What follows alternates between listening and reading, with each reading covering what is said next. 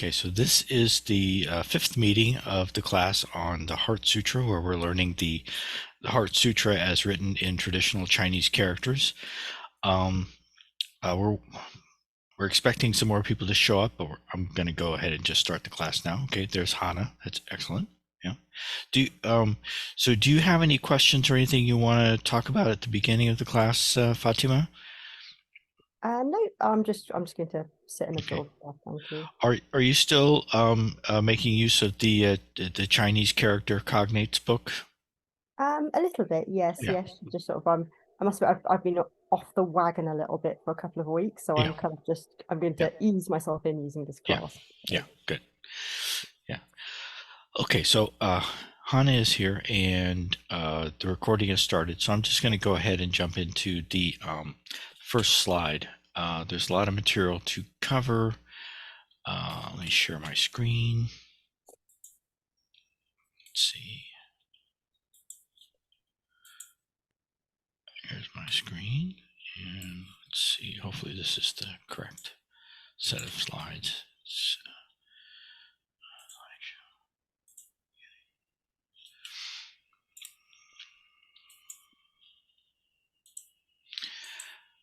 Okay, so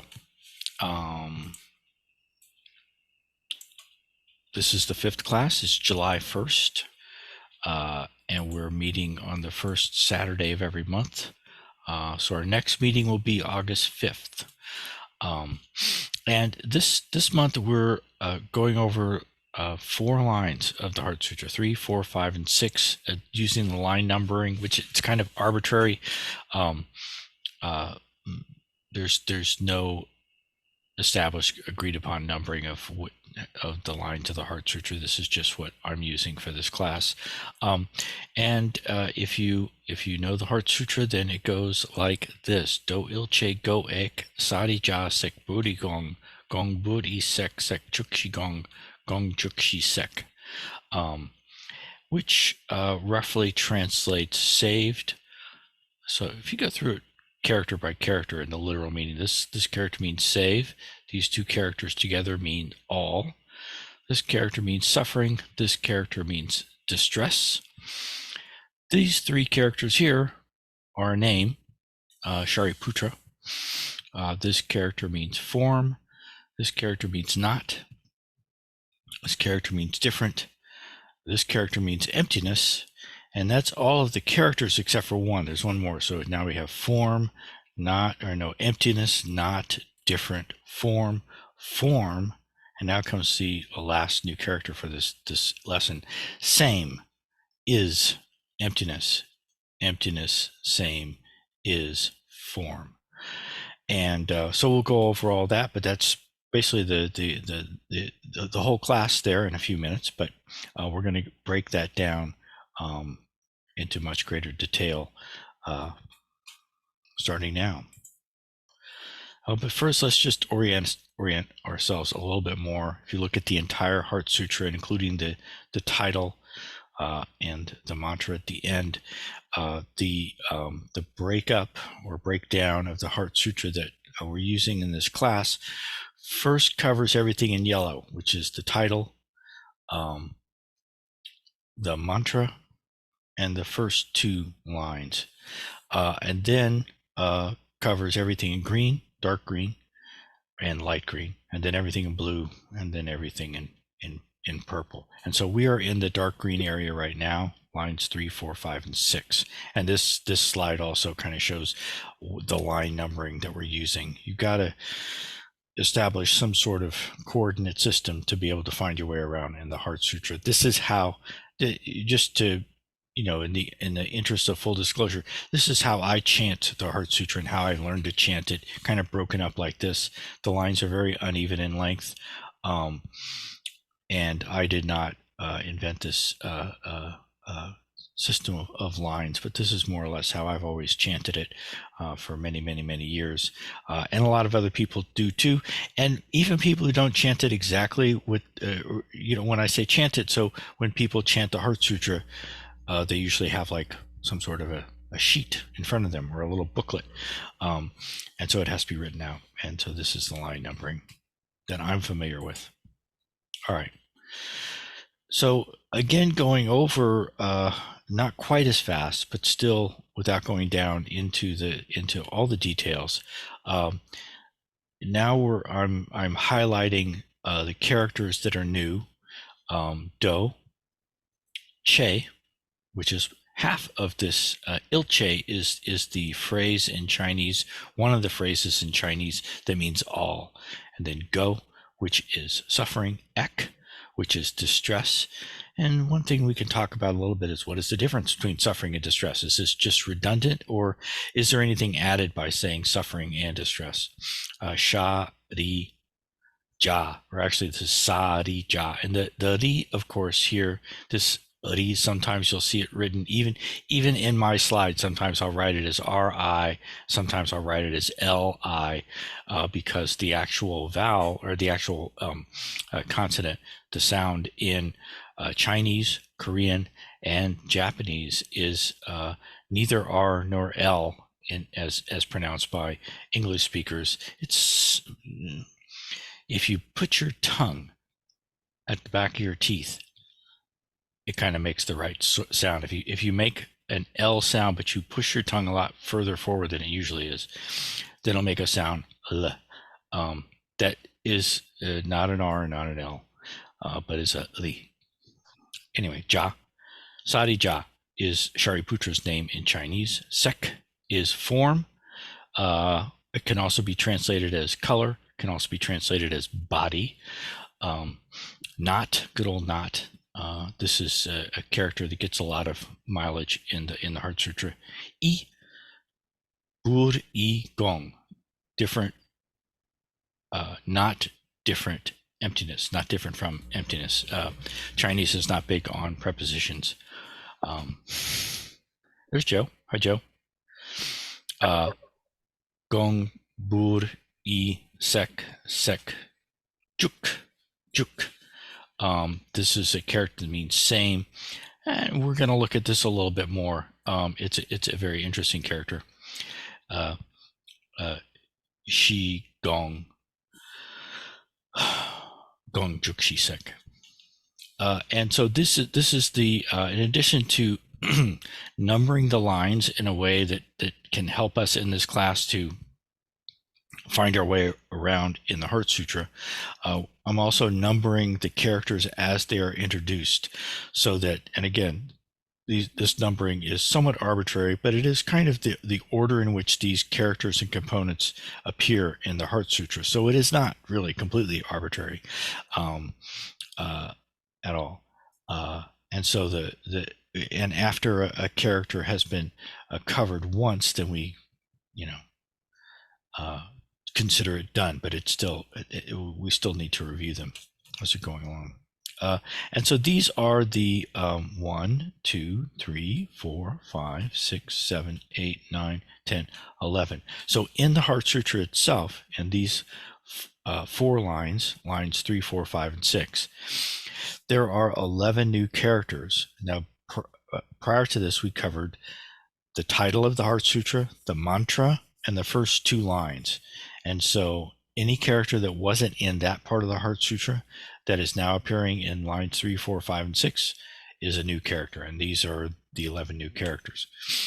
But one of the things that I'm really want to emphasize throughout this class is the importance of looking at how characters are broken down into their components.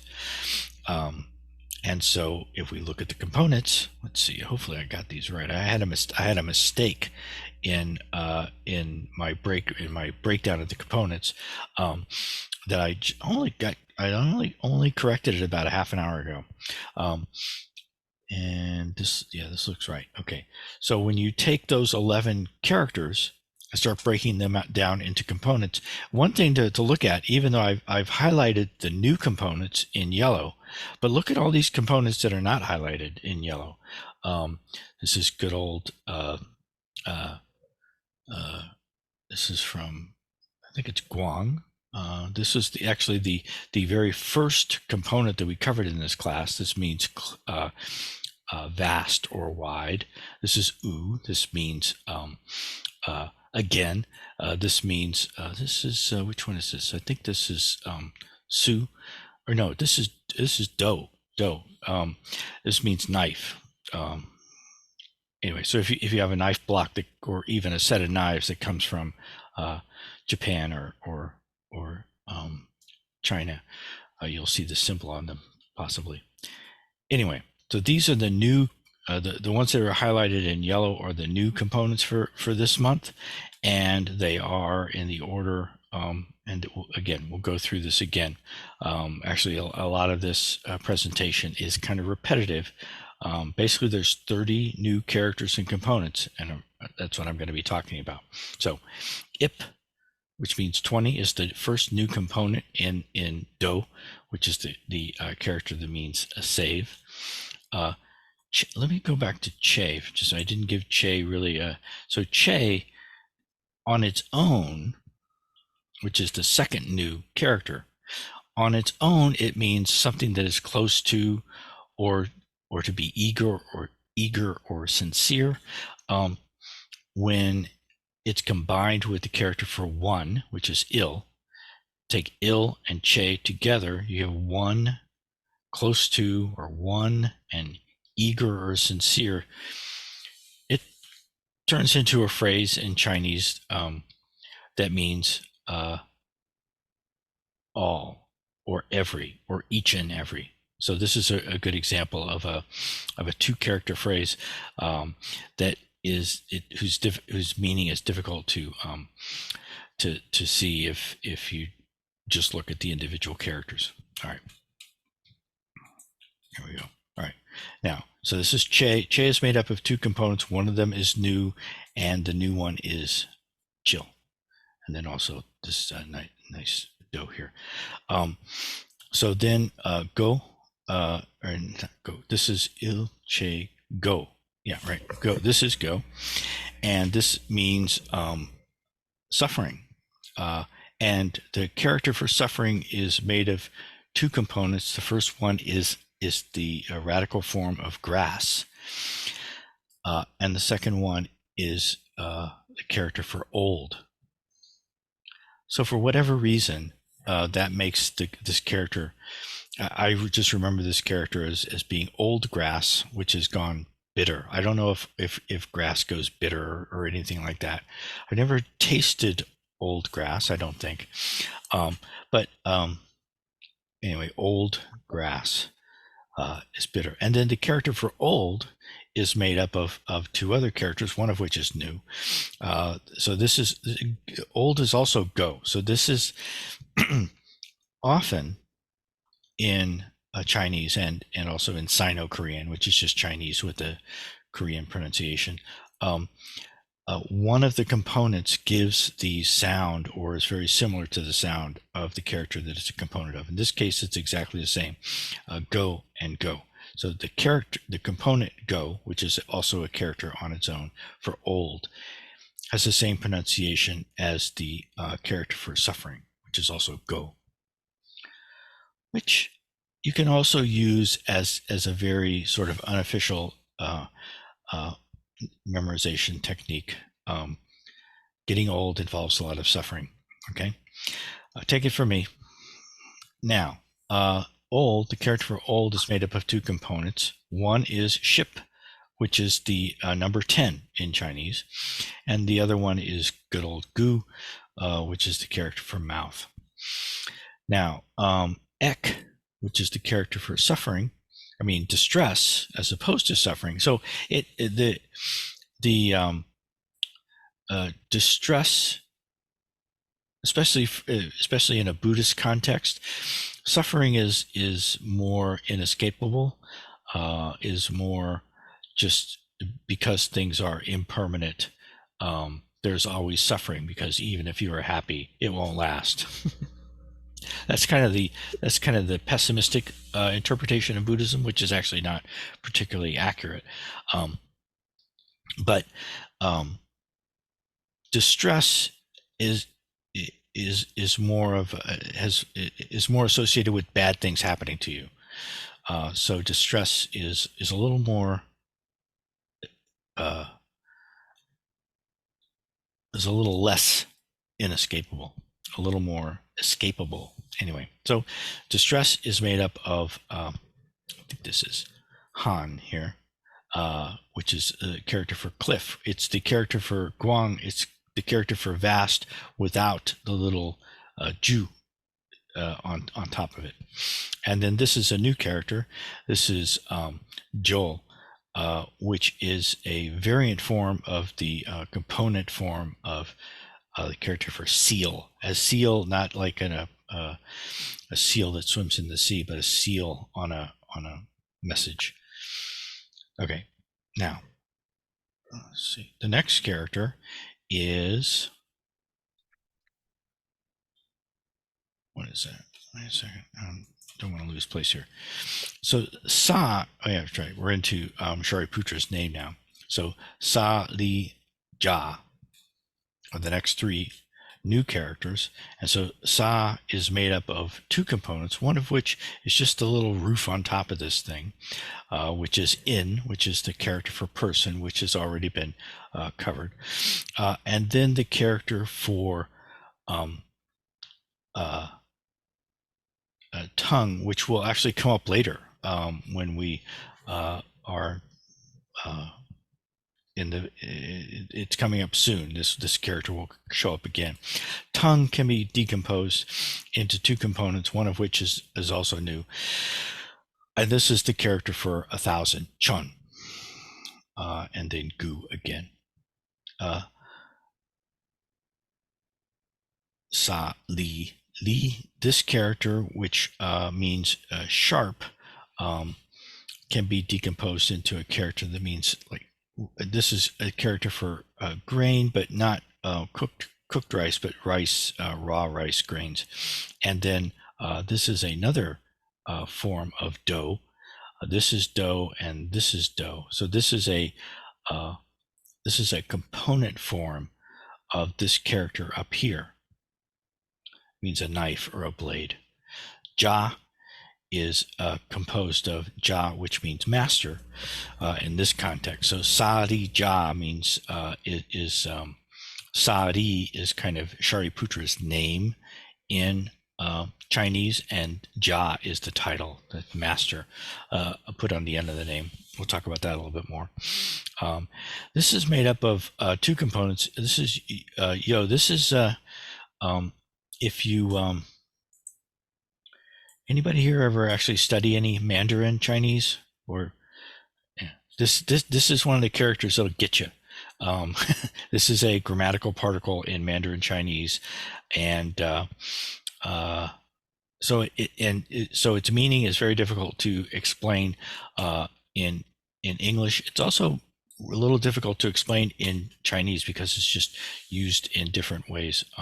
But you can, if you look it up in a dictionary, it says it is the perfective it indicates change, or it can indicate completed change. It's a grammatical particle in Chinese. And then just good old il, the number one. Saek, the character for form, is made up of two components. One is yet another form of the do character. So this is do again. This is do right here, meaning knife or blade. This is do right here, meaning knife or blade. And this is do right here, meaning knife or blade. Now this is fairly common in Chinese for there to be multiple forms of the same character, especially now these two forms that are so this character, I think, came in the last class. I know it's been covered, but these two forms do not appear on their own. These are only found when they are part of another character. These are only component forms, whereas the character form of do can also be used in combination with other characters to make as a component. Just to make things interesting, Okay, so this is do, and this is quite possibly my favorite character in the Chinese language. This is pa. I wrote down here a huge snake, but if you look it up in many dictionaries, will say that this is a snake that is large enough to swallow an elephant. and it's actually a mythological. It's kind of a dragon. It's a mythological creature from Chinese mythology, um, and it's a snake that is large enough to swallow an elephant. This is just good old bu or bur. This is pronounced a little bit differently depending upon its context. Completely on its own, it is often just bu. But when it's in front of something else, it will have like an R or an L on the end of it, as it does in, let me just, gong. See here. This, when we write it bur, we're just reflecting the way that it's actually being pronounced when you're saying it. Now, this character is E, so it's a big character with a lot of strokes, but it's just E, just pronounced E, and it means different. And it's composed of two components. Field, which this is basically a picture of a field. In traditional Chinese agriculture, fields are drawn up. Well, it's not just in traditional. This is a field that has been divided into parts. And this is gong, the character for together. Joon.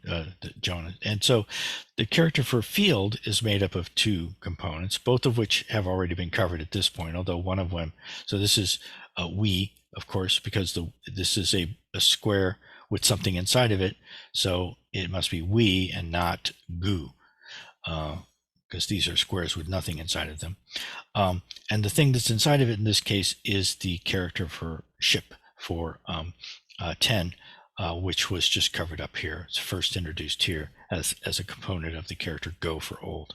The character for together is made up of three parts, one of which is new, and this is the ip. This is the we already ip was introduced up here as a component of do. This is a component form of ip. And in neither case, usually 20 is not written in this way in Chinese. Usually 20 is written with a 2 and a 0, or a 2, actually a 2 and a 10. So you put a 2 and a 10. This is a 10 to make 20. And anyway, so this is component form of ip combined with il for 1 and pa for 8. When characters have little legs underneath them, often the legs underneath the character are the component form of pa, the number 8. And jeuk, the last new character for this lesson, is the combination of li. Is that li for sun? What is sun? Let me cheat and look ahead. Il. Il? Yeah, okay, there you go. Good, thank you. Il, and then the two new components are sa and jol. Sa is this little triangle, open triangle. It's not I don't think you'd ever encounter this as a standalone character. It does show up as a component in other characters. Its meaning is self, private, or secret, and it's pronounced sa. And then seal, this is another form of the character for seal, just like this up here. So it's also pronounced jol. These are just variant forms of the same component. All right, and then there's going to be two more. If you're keeping track, that comes up to 100. That comes up to 28 characters, which makes our running total 148 so far. There's two additional characters that are being introduced with this lesson, just to make it so that it adds up to 30, and that's ho, which is a character that means mutual, and bek, the character that means 100, and I'll talk about more about those more at the end of the class. This is going over the same thing, but now showing you in a little bit more visual way the breakdown of these characters. Once again, every time there's a new character, it gets a number. So this is also showing the numbering as the characters are being broken down. Are there questions at this point? Most of what I'm going to say from now on is just kind of going over these characters once again, showing the breakdown of the characters in more detail, showing where the radicals are. Where in some of the slides, I think I've forgotten to show the radicals. It's when you're learning the characters, the part that needs to be memorized is not necessarily includes the radical. Radicals are good to know, but if you know what the character means and you can write it and you can recognize it when you see it, then that's the most important thing to learn. As you go along, you'll come to you'll come to characters. You'll say, I wonder what the radical for that character is, and you go look it up. And sometimes it can be surprising. One of the problems with looking up characters is if you have like a dictionary or something in an electronic form, and you have the character in an electronic form, then you can just copy and paste it into a search field in that document, or you can copy and paste it into Google, and then you can find the character. If you don't have it in an electronic form like that, or you don't have access to the internet, or access to an electronic document, then you really do have to look it up in a dictionary. Then one of the best things to know is the pinyin, the Mandarin pinyin pronunciation, because often dictionaries will have an index in pinyin. I don't know if there are dictionaries that have the Sino-Korean pronunciation as an index for the characters. I actually have some books on Chinese characters that are specifically on the Sino-Korean forms. See, those books are, I think, they usually won't have. And then even if they do, if they're old, which many books on Chinese characters are, they wouldn't necessarily have the modern romanization. Anyway, so I'm going to spend a few more minutes just going over these characters and how they're broken down, and then we'll take a short break and come back.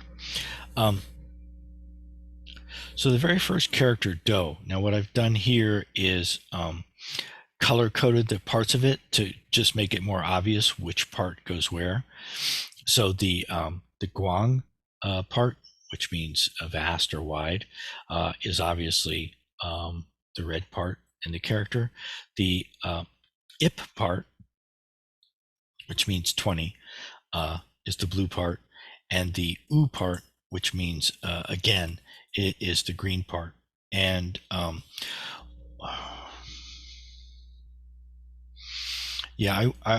do want to demonstrate later on in the second half of the class that knowing what the components are, and even knowing the order in which they are put together into the character, actually helps you to write the character, because you write the character one component at a time, and each component is written on its own before going on to the next one. So none of the strokes, for example, none of the strokes in the ip part of this character would be written until you've completed the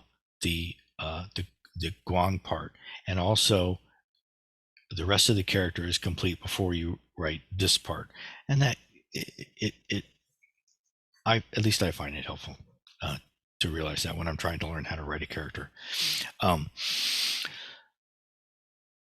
The character che, which is part of the two-word character for all up here, has one part which is the number 7, chil, and the other part is do, knife. And so here I've got the 7 part is in red and the do part is in blue, just to help clarify what goes where. The character for, this is go for suffering, is cho, grass, and old, which is also go, which can also mean the past. There's a lot of different meanings. But go itself has two parts, one of which is ship, and the other is gu, ship meaning 10, and gu meaning mouth. And in each of these three, the radical is indicated. So here, the radical for go is cho, or grass. The radical for che is do, or knife or blade. And the radical for do, this do, so do and do. Do, this is do, and this is also do with a completely different meaning. This is, the radical is guang. And then the last character on this slide is ek, once more, which has two parts. The red part, which is the, what is it? It's han, which means cliff, and jol, which means seal. And the radical is the han part. Okay, so let's take a 5-minute break, and then when we come back, then we'll start on the next line. We'll look at Shariputra's name, and we'll start on the character saek, or for form. Okay?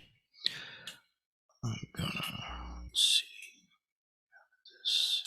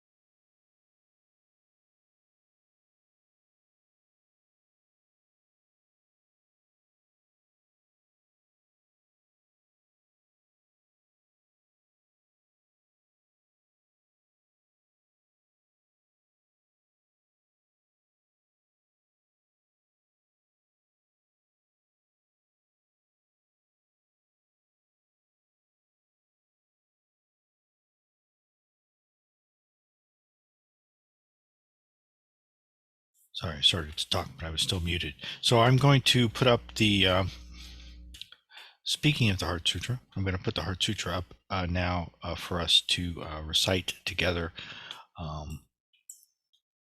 which is a good thing to do as part of this class. We'll do it again at the end. Let me share my screen.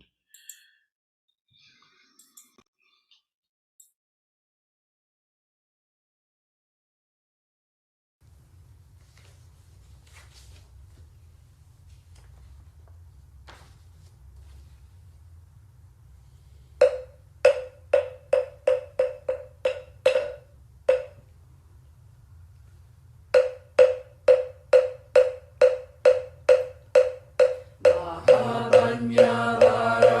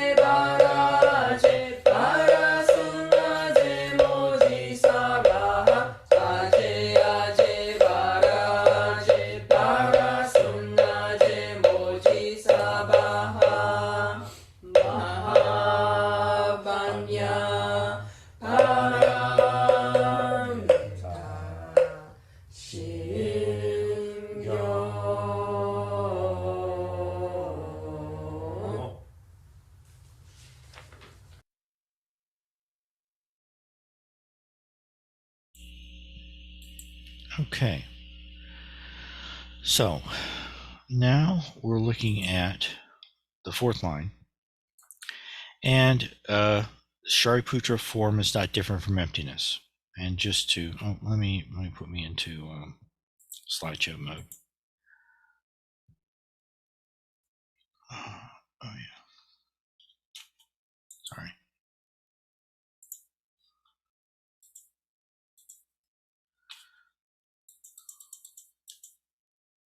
All right. Now the previous line was, oh yeah. So the previous line, it's kind of starts in the middle of a sentence. Before this, which we covered in the previous class, Avalokiteshvara Bodhisattva, while practicing deeply the Prajnaparamita, perceives that all five skandhas are empty. And then comes line 3, and is saved from all suffering and distress. And in some commentaries on the Heart Sutra, it's pointed out that it's a good thing to have this here at that point. Just seeing that all five skandhas are empty. What good is that? All right, so that's why this line is here. Seeing that all five skandhas are empty, Shariputra was saved. I mean, not Shariputra. Avalokiteshvara was saved from all suffering and distress. And I'll say a little bit more about that later on too, if I remember and if we have time. All right, but now Avalokiteshvara is saved from all suffering and distress. Something important is happening here, actually, in this line. The first three characters are the name of Shariputra, but what's actually happening here is that now Avalokiteshvara is speaking to Shariputra. So the Heart Sutra is a little weird as a sutra. Sutras are usually, well, actually the word sutra, which is when we chant the title, we say Mahabanya Bada Milta Shim Gong. That gong is the word for sutra, and that word for sutra, it can mean more than one thing. In fact, it actually has several different meanings. One of them is that it is one of the teachings that was delivered directly by the Buddha, and therefore it is a quote. Is a quotation from where the Buddha is speaking. The only part of a sutra that is not a direct quote from the words of the Buddha comes at the very beginning, which are the words of Ananda, where Ananda says, "Thus have I heard," or something like that.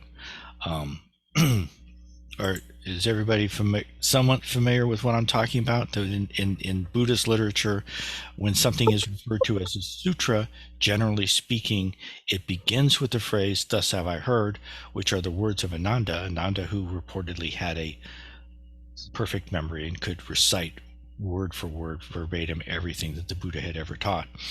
But then from then on, it's the words of the Buddha that are being recounted by Ananda. Heart Sutra doesn't say that.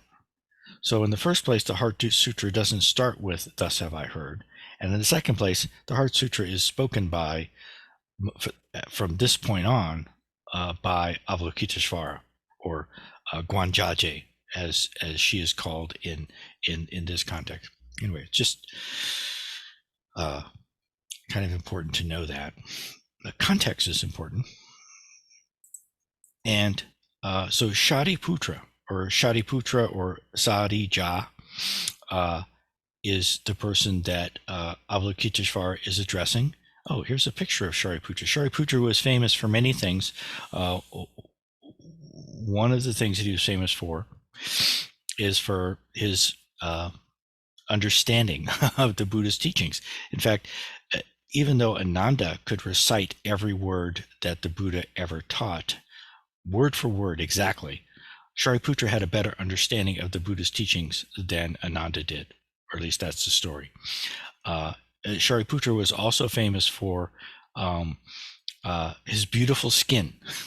You see, he's quite pretty, and his skin was golden. He had a beautiful golden glow. And so this is a really a nice picture from Shariputra's Wikipedia page. Okay. Which I think, yeah. So actually, Shariputra's Wikipedia page is kind of nice. Kind of his entry into Wikipedia is interesting, and I'll have another image in a later slide that I swiped from that, or downloaded from that Wikipedia entry. But the sa in Sarija is this character up here, which is made up of these two components. Now I'm not color coding these in this slide. So they've got in for person and so for tongue. Okay, and then the character for tongue is made up of two parts: 1,000, the chun character for 1,000, and then again gu for mouth, which shows up a lot. Gu is an extremely common character. The ri part of Shariputra's name, Sharija, is just means grain of rice or cereal, but not cooked rice. And this is as has been mentioned previously, is a component form of dough for knife or blade. This is one of the ways that the character for knife or blade shows up as a component in other characters. The ja part in Sarija is this character for master, which is also a character for child. So very often, if you look this character up in a dictionary or look it up online, the first thing that you'll see is that it means a child or a son. And I don't know if this is really true, but one of the ways that this character came to mean master could be that it as an endearment, or as a calling one's teacher something very dear, as dear to you as your own child. It does have kind of that connotation or meaning, that this is not master in the sense of lord and master over you, but master in someone that you hold very dear for their wisdom and their teaching.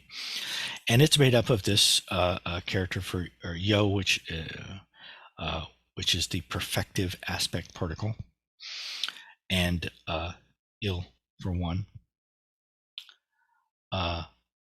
and sek.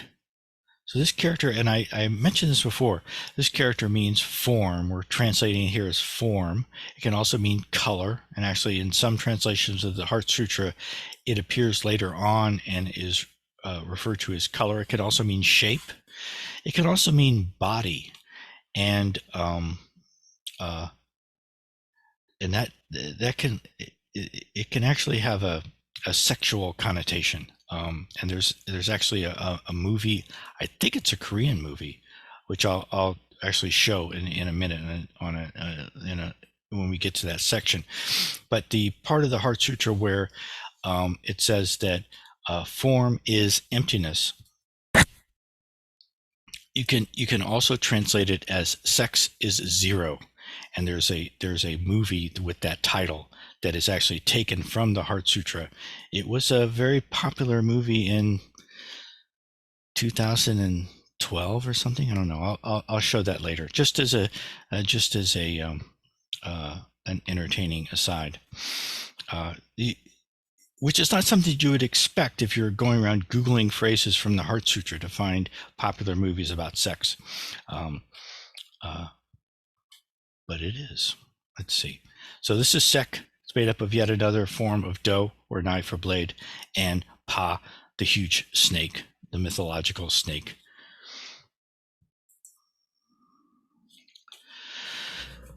Now, in line, so in line 4 ended with E, but I didn't have enough room on this slide to get E in. I already had enough characters on here. It was already hard enough on my eyes, so I put E on the next slide.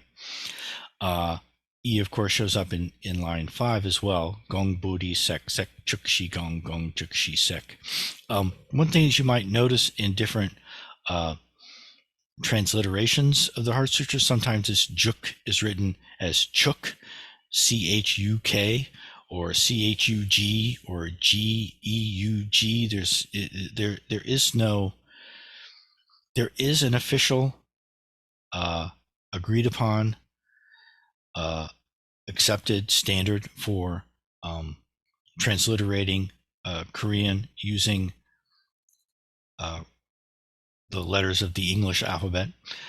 It's called the Revised Romanization, RR for short, and it's what most people use nowadays. But at the same time, not everybody uses it. And so you'll see this is one character in particular that you'll find different spellings of.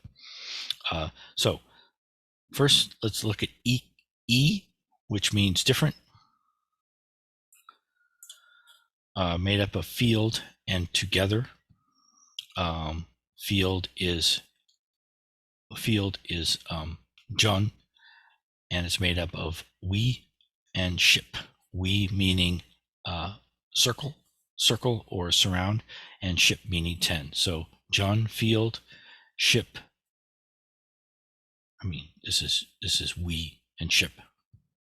The ship goes inside the we to make field. The other part of E is gong, character for together, which the top part is ip, one form of the character for 20, and then il or 1, and pa or pal, actually, I'm sorry, pal for 8, the two little legs at the bottom of the character. Now jeuk, I color coded this one because it is a little sorting out which part is which is not that complicated, but I found it complicated enough that I thought color coding it made it a little bit easier. This part up here is the character il for sun, which in turn is made up of we and il, 1. The bottom part down here is the character sa, which again is not it's good when you're remembering the components to assign a meaning to it, but you won't find this written on its own as a character. I mean, self, private, or secret, and then the seal character is the most easily identifiable part of the character for jeuk.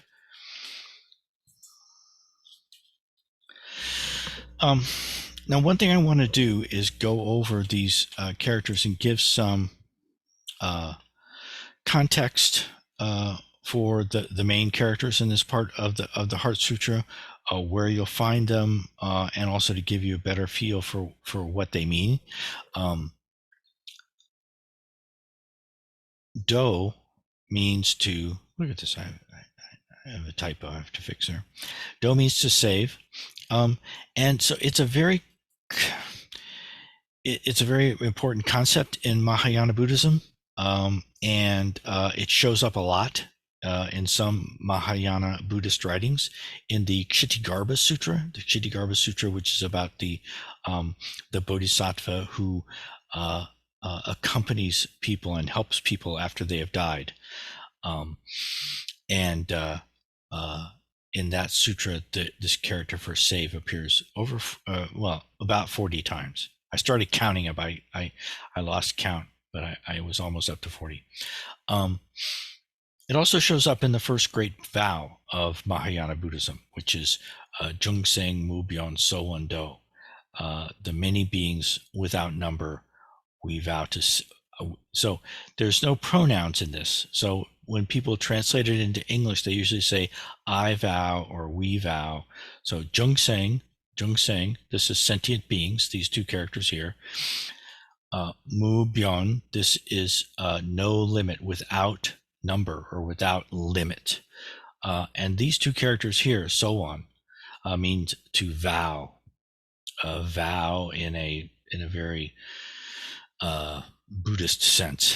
This is a very Buddhist-y way of saying that you aspire or vow to do something, and so on. And do is what you're vowing to save these people, all sentient beings. Now, the reason why I'm taking a little bit of time to point this out is because another kind of interesting thing in the Heart Sutra is do here is not referring to something, is not referring to something that Avalokiteshvara is vowing to do. This is referring to something that Avalokiteshvara is to the benefit that Avalokiteshvara receives from perceiving all five skandhas as empty.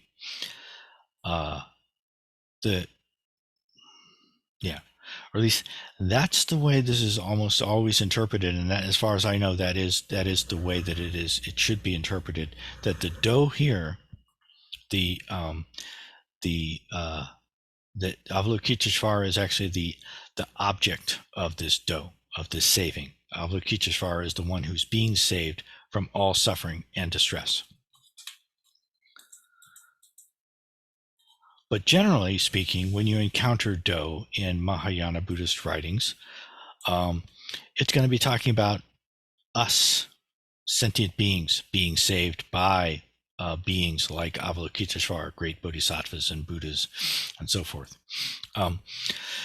Do also shows up in another very important chant in Korean Buddhism, which is the homage to the three jewels, specifically in the incense offering mantra, in the homage to the three jewels. But there, it's used not for its meaning, but just for its phonetic value. So the incense offering mantra. If you like to burn incense, and if you like mantras, this is a great mantra to know. Om Bara Dobyahum. Om Bara Dobyahum. When you burn incense, this is a good mantra to recite if you like to do that kind of thing. It also shows up in let's see. Also shows up in, so Xuanzang here. Xuanzang is the person who wrote the Heart Sutra in the form that we have. He based it on Sanskrit and possibly also Chinese sources. Some people say that this wasn't Xuanzang at all. Some people say it's not. It was totally written from scratch, well, not from scratch, but totally written in Chinese. Everybody agrees that most of the Heart Sutra is consistent with, or even directly quoted from, much longer sutras, and so. Actually, one of the reasons why it's called the Heart Sutra is because it is considered to be a very condensed condensation that has the heart of many Mahayana Buddhist teachings included in it, in particular the Prajna Paramita teachings. So the title of the Heart Sutra can be meaningfully understood to be saying that this is the core, the heart of the teachings in the Prajnaparamita teachings, which are many of which are quite long. Anyway, but so Xuanzang, who wrote the Heart Sutra, also wrote a hymn to Maitreya, and in that hymn to Maitreya, who is the future Buddha, he says, "I only wish," which is this first part, Yuan, that Maitreya, this is these two characters here, will save, right here, save sentient beings. And this is another way of writing sentient beings in Chinese characters. So this is the way you'll use more commonly, almost always actually, find this character do for save. It is not something that Avalokiteshvara or Maitreya or Buddhas and Bodhisattvas experience. It is something that they do for us. And so this is different in the Heart Sutra, or at least in this line of the Heart Sutra. And this is just this over here on this slide is just more on the components of do. Ilche is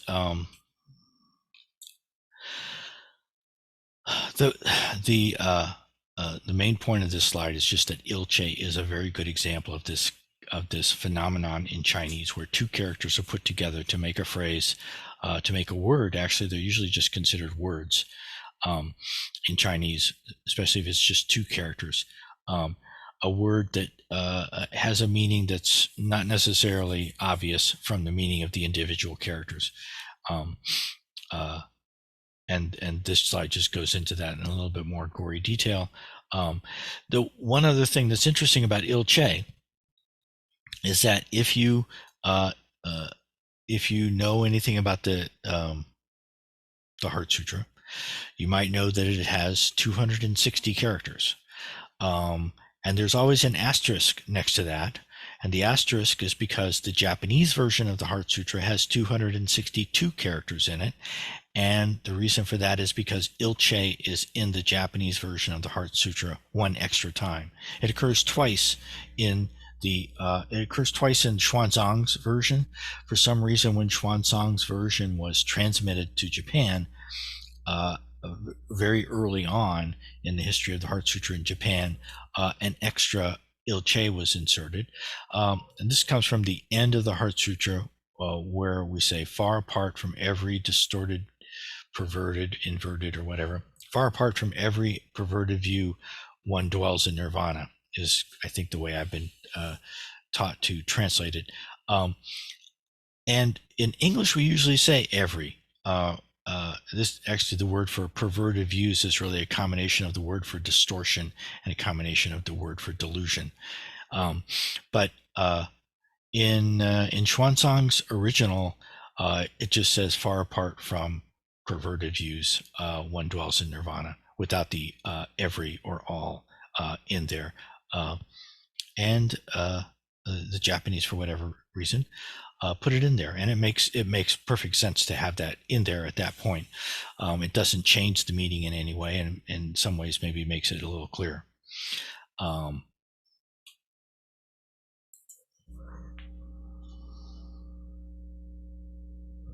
right. Oh yeah. So when we get to the character for suffering and distress, the components are grass and old for suffering, and Han and Joel for distress. The Cho component shows up in several other characters in the Heart Sutra, and Cho also has an alternative form like this. So in the form that it exists in this character, the character for grass, it shows up in 1, 2, 3, 4, 5, 6, 7. A total of 8 different characters in the Heart Sutra all have this Cho on top. So funny hat. And there's another kind of funny hat that a lot of characters have, that shows up in a lot of characters, that isn't always on top. And this is an alternative form of Cho, and it shows up in 1, 2, 3, 4, 5, 6 different characters. And the Go, which is a character that means old, does show up as a component in 3 different characters, including the character for Go for suffering. So as we're going through the Heart Sutra, and this is already starting to happen, there's a lot of repetition of both characters and the components. That's what I'm pointing out in this slide. It's important to know as you're learning these characters and components. If you look at Han, which is a component of Joel. Is this Joel? What is Joel? Cliff Seal. Yeah. The character for distress, Ek. Han is a component of Ek. If you look at the characters that Han, but not Guang. Okay, so this is the difference between Han and Guang, is this little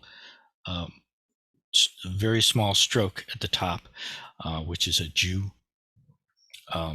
There's 1, 2, 3, 4, 5, 6 characters in the Heart Sutra that have just the Han component but not the gong. There's a lot of characters that the gong component. The Joel character only shows up in two characters in the Joel component only shows up in two characters in the Heart Sutra in different forms. So in this form, this is the form that it shows up in ek, and this is the form that it shows up in jeuk, which is the character that means the same. Oh, so I promised that there would be another slide with the picture of Shariputra from Shariputra's Wikipedia page. Now this is this picture up here is a picture not of Shariputra, but of the Buddha in the heavenly realms, teaching what's known as the Abhidharma, which is considered a major part of the Buddhist canon. It's actually, the Buddhist canon is often referred to as the Tripitaka, or the three baskets. And the sutras, which I was talking about before, the sutras, which are all teachings directly from the Buddha, which were witnessed by Ananda, who learned them by heart. Those are the sutras. The Buddha also gave, so the sutras generally were taught, even this is not completely true, but the sutras generally were taught here on earth. But the Buddha also taught up in the heavenly realms, and this is a picture of that. One of the reasons why the Buddha taught up in the heavenly realms was because his birth mother died 7 days after he was born, and so he wanted to teach her, and so he would travel up to the heavens where she was and teach her, and then also the other beings in the heavenly realms also wanted to study with the Buddha. So when he would give these teachings in the heavenly realms, then he would come back down and he would give a summary to Shariputra. And that's where what's known as the Abhidharma comes from. Which is actually, if you're interested in Buddhism, if you're interested in Mahayana Buddhism, knowing at least a little bit about the Abhidharma is a good thing. It's also important in the Theravada Buddhism. Actually, this picture is based upon a traditional painting from Theravada Buddhism, which also has this idea that the Buddha went up to the heavenly realms and taught the Abhidharma there, and then later repeated or summarized the teachings for Shariputra.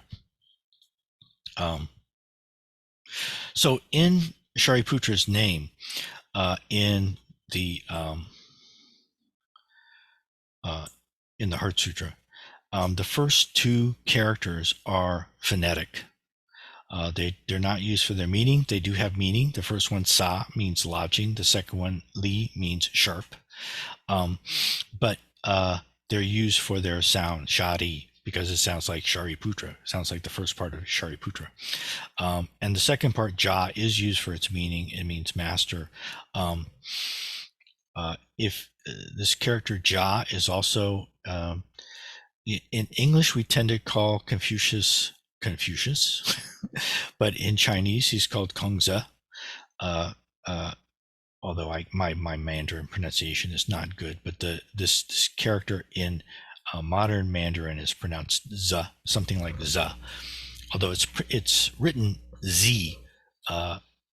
Anyway, so we many centuries ago, I believe it was Catholic missionaries decided to refer to Confucius as Confucius, but this same character is used as a title for great Chinese philosophers, including Confucius, who's called Kongzi, and Mencius, who's called Mengzi in Mandarin. So in Sino-Korean, Confucius is called Gongja. Have you ever heard Gongja referred to it in Korean, Hana? Is that news to you? Okay, I just looked this up.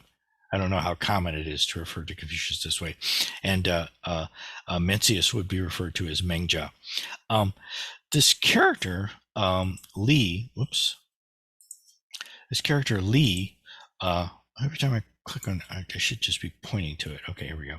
This character Li, which is the second syllable in Shariputra's name, it's actually kind of an interesting character in Chinese philosophy, and it the story about the story about Mencius or Mengza, who is the second most important.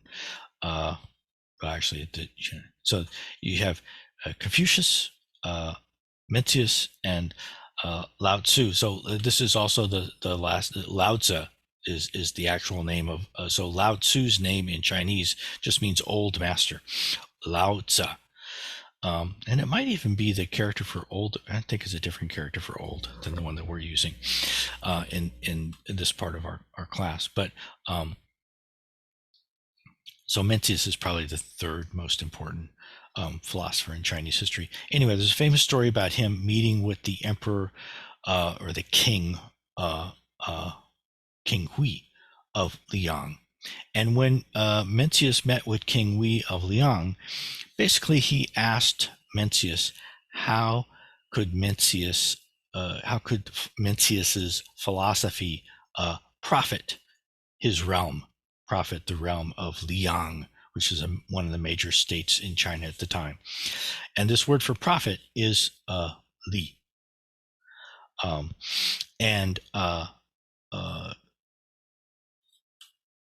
Anyway, if you're familiar with Zen Buddhism, you'll recognize a very, very strong similarity between this encounter between Mencius and the King Hui of Liang and the famous encounter between Bodhidharma and King Wu of Liang, which took place many centuries later. Let's see. Now,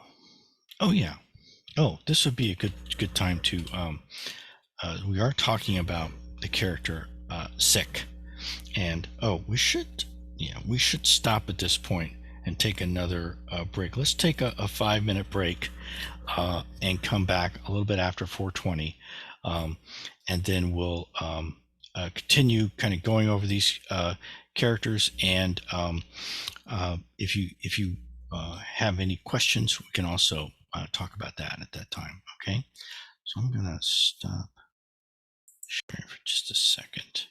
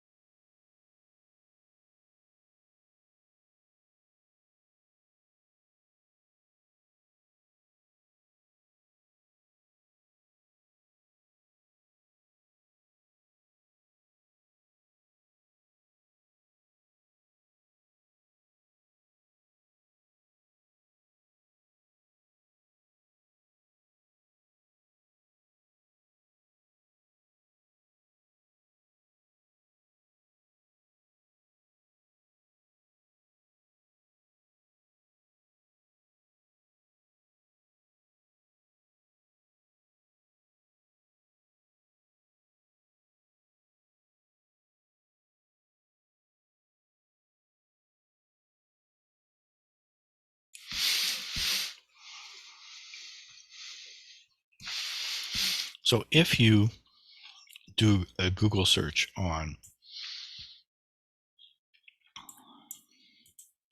this phrase from the Heart Sutra, let me find where this is. Yeah. If you take the second half of line 5 and do a Google search on it, which is form, same is emptiness. That's when you'll find this movie, Sex is Zero. So this is kind of a play on words, using the it is a Korean movie. So one of the ways that they get away with this is that they don't. Yeah, well, the title of the movie is just written in Hangeul, which kind of masks a little bit the relationship with the Heart Sutra, and so the movie has no, from what little I can glean, not knowing Korean, but if one were to click on this, then you'd find, oh yeah, it has of course it has a Wikipedia entry. It is not just a romantic comedy, but it is in the style of American gross-out comedies like American Pie. Okay, so, and I do know there is a sequel, Sex is Zero 2, which is on Netflix, but it's not available in the United States. So, and this is saek. If we blow this up, focus on this. Right, everybody can see that now, big, right? Oh yeah, and here's a good example. Saek, jeuk, shi, gong, and here RR means revised romanization, is what I was talking about before, which is the standard way that you'll find things romanized. Usually, almost it might just be that almost everything I look at is romanized that way, but it is the previous form of romanization that was used. It required the use of diacritical marks, and people hate diacritical marks, especially people who are writing things on the internet or typing things on their phone, and that's the way people communicate nowadays, right? Everything has to be typed on your phone, and everything has to be displayed on the internet. So a revised romanization really rules when it comes to romanizing Korean. Okay, that was amusing, maybe for 5 minutes.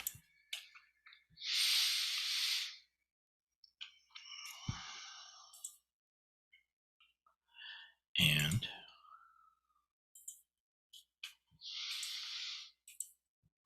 okay, where did I leave off? I think I got further than this. Yeah. Okay, I was talking about Shariputra and Mencius and various kings of Liang. Oh yeah. So this is what you find if you do a Google image search on the character saek. You get pictures of colors, color wheels. So a lot of times people will translate this as form when they're translating the Heart Sutra, which is probably a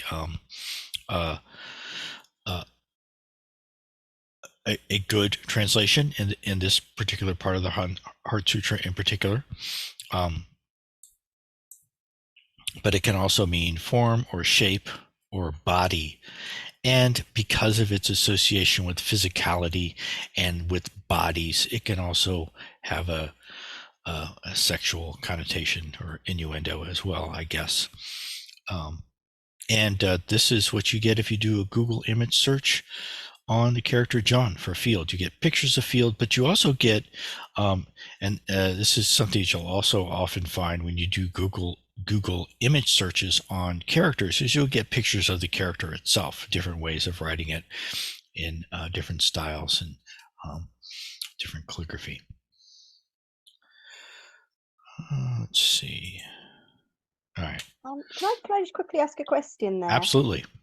Just when you're sort of saying, because I've only really learnt the sort of English translation of the Heart Sutra in a very particular version.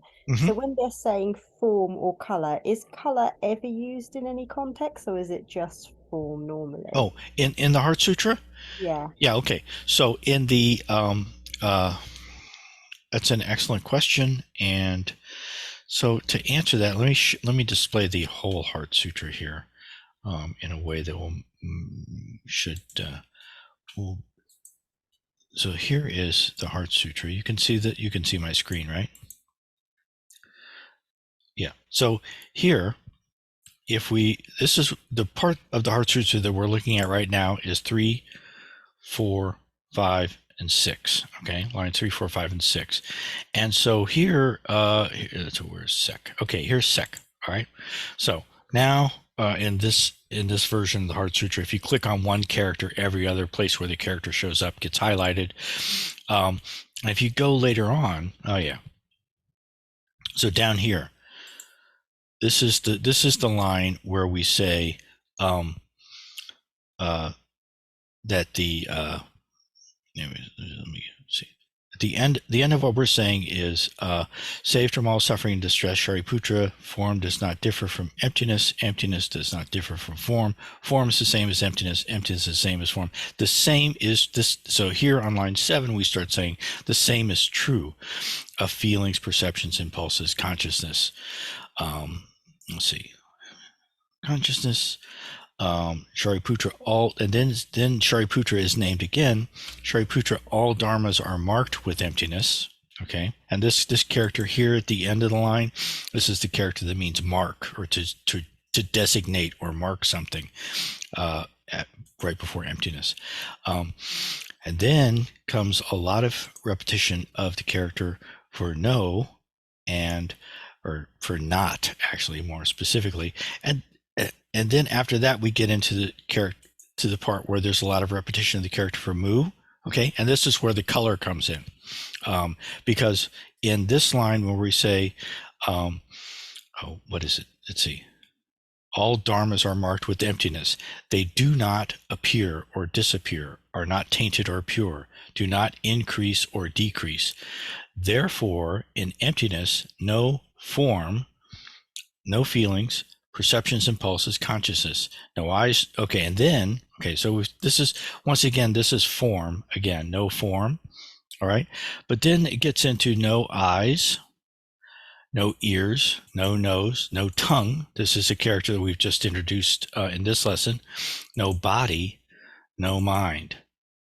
Now, having introduced eyes, ears, nose, tongue, body, and mind, then it goes on to these are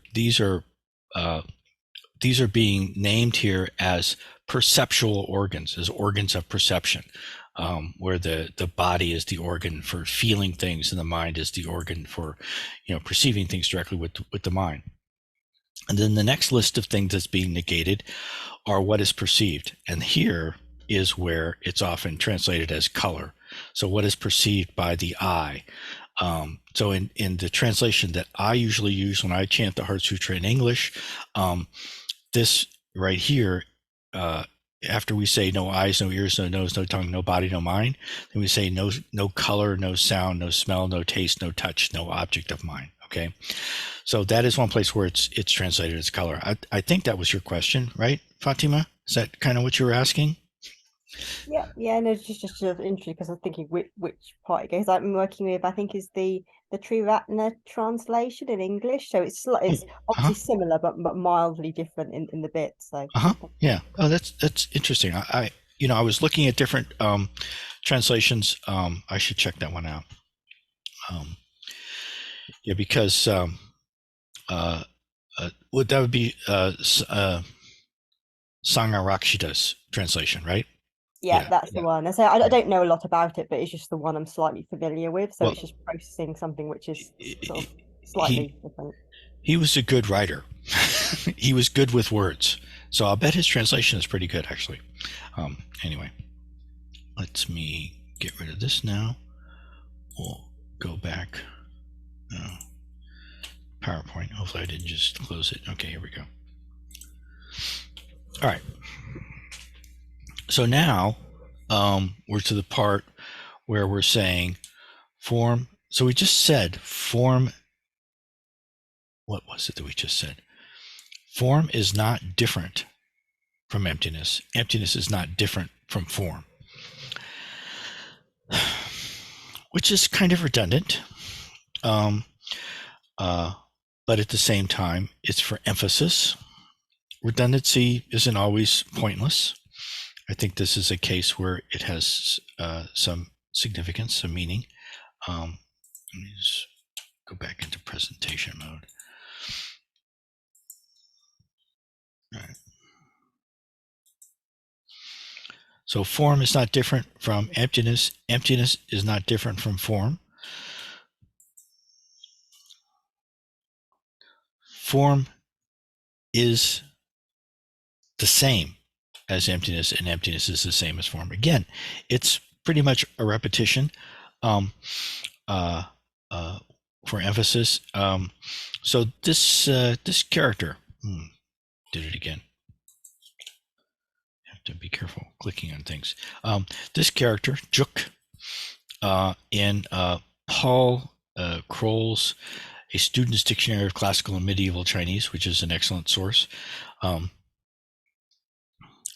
It marks a noun or a verbal phrase as being exactly or precisely what is meant. Exactly, precisely, just so, the very.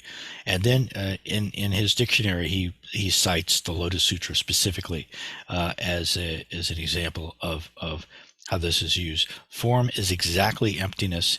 Emptiness is exactly form, which Paul Kroll correctly identifies as a famous phrase from the Heart Sutra. Oh yeah.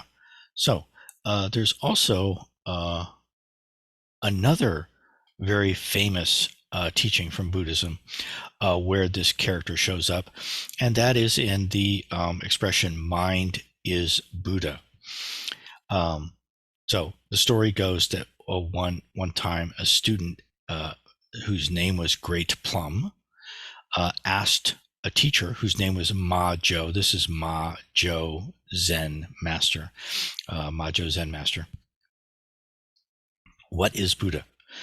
And this is what is Buddha, which basically these first two characters here mean what, and this is the character for is, she, and this is Buddha. So what is Buddha? And Master Ma Jo immediately gave the reply, which is the mind is Buddha. And so here, now there's different ways of saying this. A literal translation of this is same mind, same Buddha, or exactly mind, exactly Buddha. Precisely mind, precisely Buddha, which is generally translated into English as mind is Buddha. It turns out in both in Chinese and in English, there's more than one way to say this. And so this way of putting it using saying same mind, same Buddha, I don't think it's very idiomatic in modern Mandarin Chinese. But modern Mandarin Chinese seems to prefer something that's more like what we say in the Heart Sutra, where we say form is emptiness and emptiness is form, where they use the combination of jeuk and shi, because that has almost 700,000 hits when you do a Google search on that phrase. Whereas if you use the phrase that Matsu actually used, Master Ma Jo, you still get over 100,000 hits, but far fewer. It's interesting if you do a search on the English phrase "mind is Buddha," you get only 36,000 hits. Which shows that even though English is the dominant language on the internet, it's not when it comes to Buddhism, which makes sense because even though many Westerners, English speakers, are aware of Buddhism, actually very few English-speaking people compared to Asians are Buddhists. So anyway, mind is Buddha gets 36,000 hits.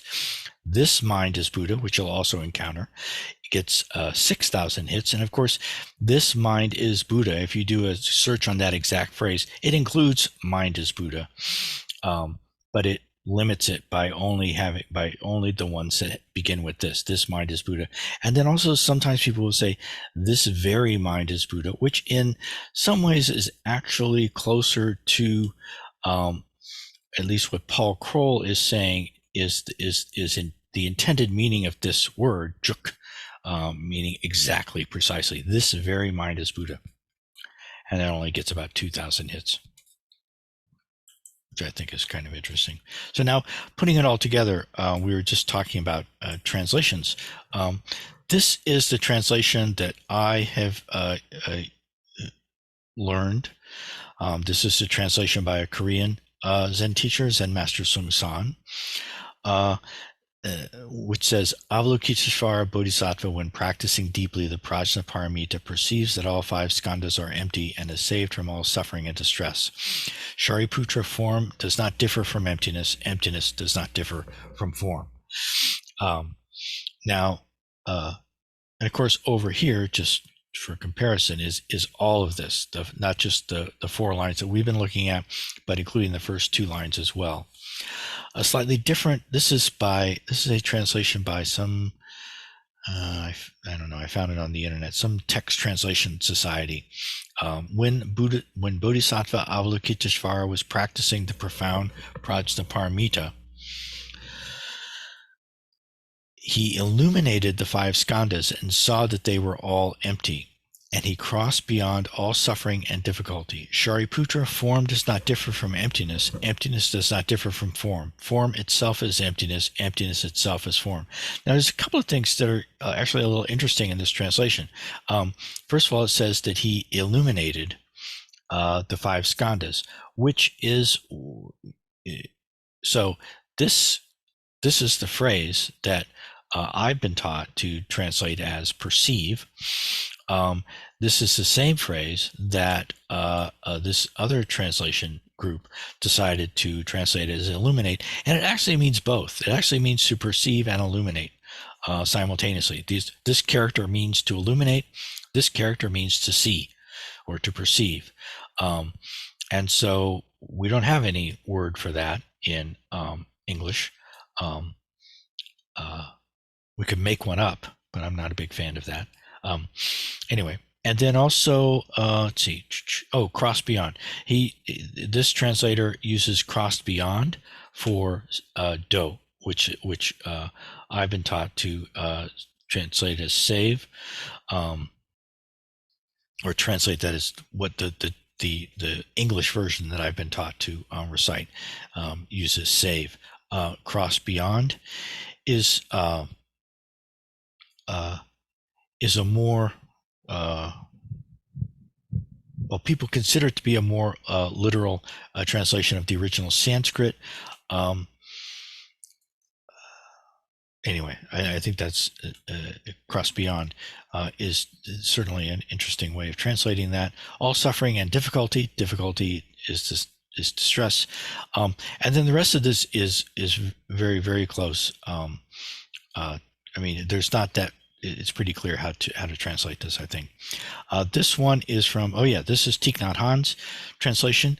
Avalokiteshvara, while practicing deeply with the insight that brings us to the other shore, suddenly discovered that all of the 5 skandhas are equally empty.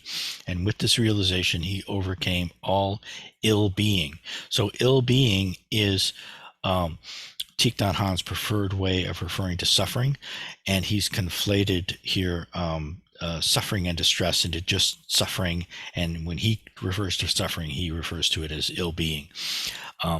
Listen, Shariputra, and it's interesting that he inserts this here, but it draws our attention to the fact that now it is Avalokiteshvara who is speaking and who is addressing Shariputra. So it's actually serves a purpose, I think. And here he translates saek as body. This body itself is emptiness. Emptiness itself is this body. This body is not other than emptiness, and emptiness is not other than this body. And so. I certainly don't feel qualified to even consider, translating the Heart Sutra, but we have covered enough now that we have enough information that we can look at and have a much more well-informed understanding of why different translators use different words when they're translating the same thing, and how the choices that they make in their translations are Well, they reflect, some of the realities in the language that's being translated. They reflect choices that are being made, and they also reflect. They also help us to understand how any translation is going to be kind of limited, because you have to decide one way or another, and you're leaving out other possible interpretations. Oh, okay. So now there's two more characters that are not in the Heart Sutra and that are not components of the Heart Sutra, but that I decided to add to this class. One of them is the character Ho, which is, first of all, I really like this character. I just like the form of it. It's very nice, very symmetrical, kind of pretty, and it's also part of the. If you do a Google search, go down here, say, how do I say internet in Chinese? Well, this is the first character in the Chinese phrase for the internet. The Chinese phrase for internet is mutually connected web. That's the literal meaning of the Chinese phrase for the internet. Mutually connected web, and this ho, mutually, is the first character in that phrase. I was going to include this character, but I decided against it for various reasons, so I'll skip over that. I'm going to delete that from this slide. The other character that I want to include is Beck, which is just a character for 100.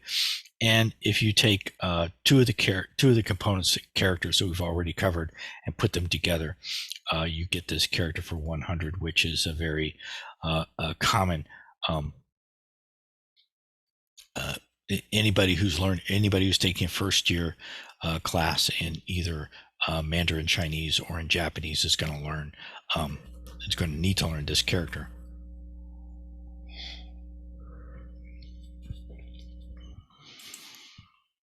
Okay, so now I want to spend just a little bit of time going over, how to review, how to study, and I did this for the last class and for this class as well, and I'm working on a master vocabulary list for the entire class, all 360 characters that we're going to be covering.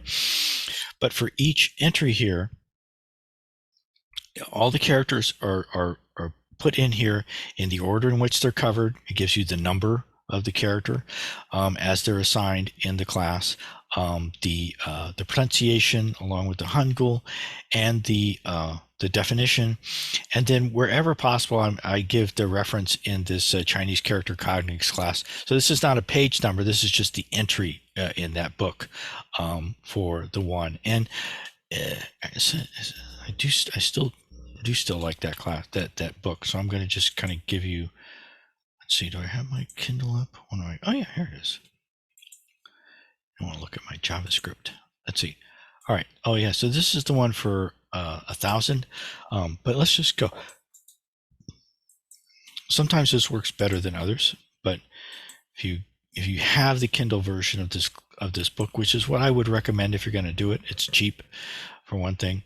You get a bunch of hits. Did everybody see what I just did there? I just copied and pasted that character into the search field for the Kindle version of this book, and every page, ideally every page that this character shows up on will show up in this list, but you want to get down to the one where there's an actual entry for that character, and so this is entry number 270. And so that's what this means. CCC 270 means that this character is in entry 270. And one of the nice things that many of the characters have in this book is the etymology, which is basically the composition. So the etymology for this is a compound ideogram. In this particular case, the etymology that they're proposing doesn't make much sense because all right, so this is a throng, which is a character that doesn't really appear in this, but part of it does, with hand, and this isn't really hand. This is again. This is an educational example of how you can't trust, even if you have a really good reference book, which this is. you can't trust everything that it says. Let's look at the next character, since that was kind of interesting.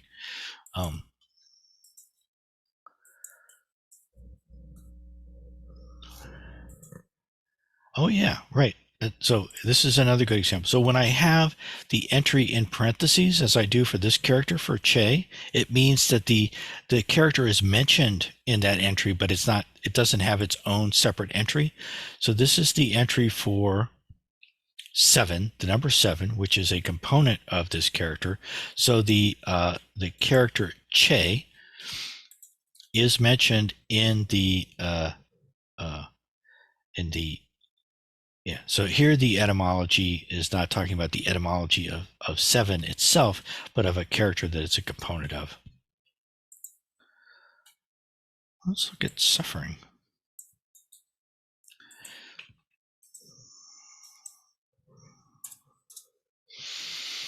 And again, you get a bunch of hits, and sometimes you have to.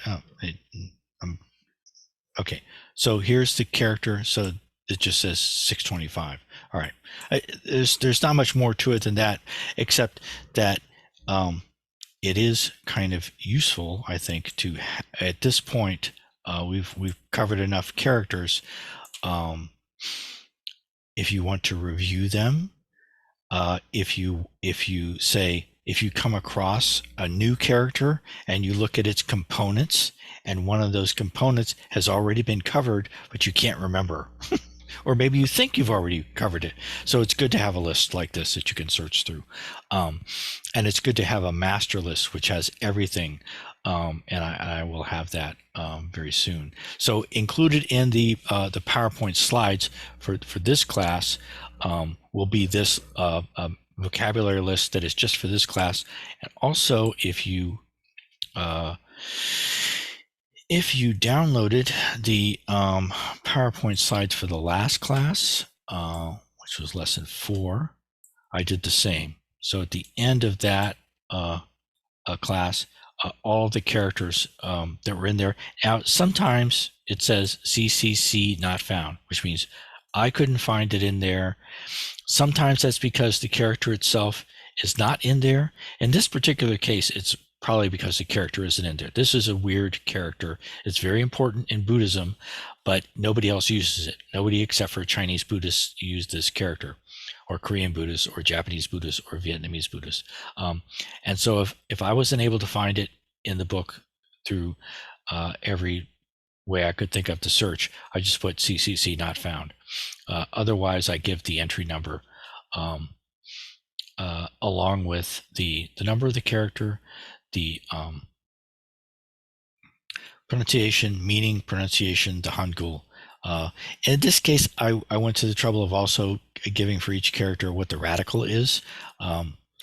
But if you want to know what the radical is, as long as you have this electric format, you can just copy this and paste it into a Google search field, and you'll find 2 or 3 or 4 or more on the first page of hits. You'll find entries in various tables and online sites that will tell you what the radical is. I want to show one other thing that can be very helpful, and this will also be downloadable from the description of the YouTube video when that's uploaded.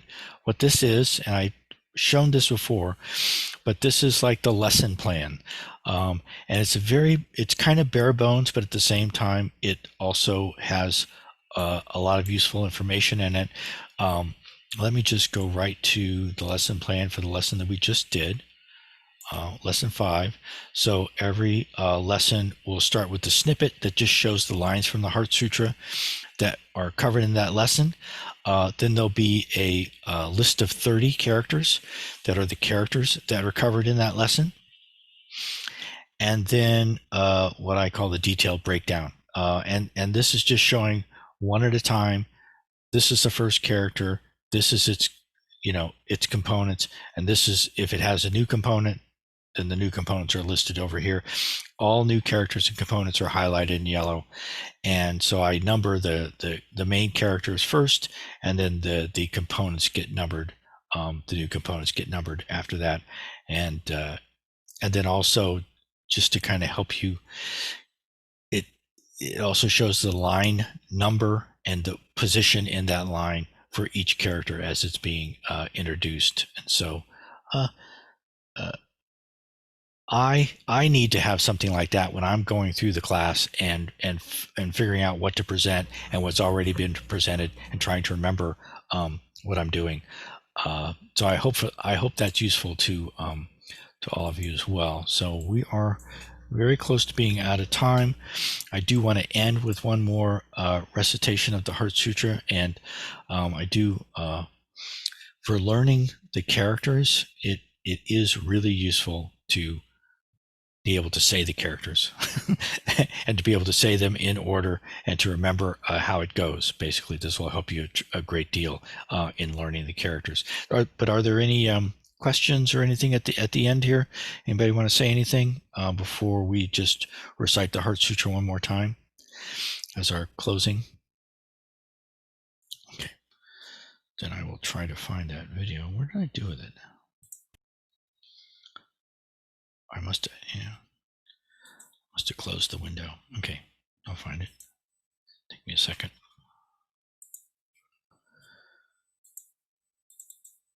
And here it is. Okay. Sorry for the delay.